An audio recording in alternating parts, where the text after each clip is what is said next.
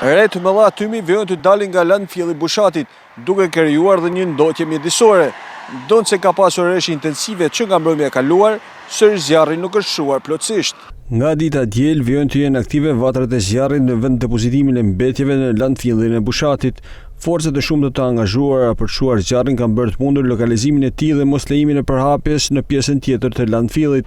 Rreshtit e shiut gjatë natës dhe paraditës së sotme kanë ndikuar pozitivisht në uljen e intensitetit të flakëve në landfill dhe kanë ndihmuar forca zjarrfikse dhe punonësit në punën e tyre.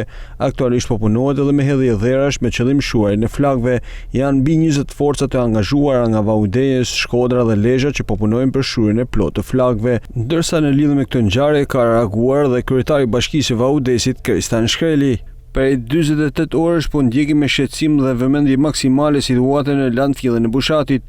Duke qenë se ky landfill ndodhet në territorin e bashkisë son, ai ka një rëndësi të veçantë për ne dhe është në mbikëqyrje të vazhdueshme, edhe pse kontrata dhe mënyra e funksionimit janë ndërtuar prej më shumë se 2 dekadash.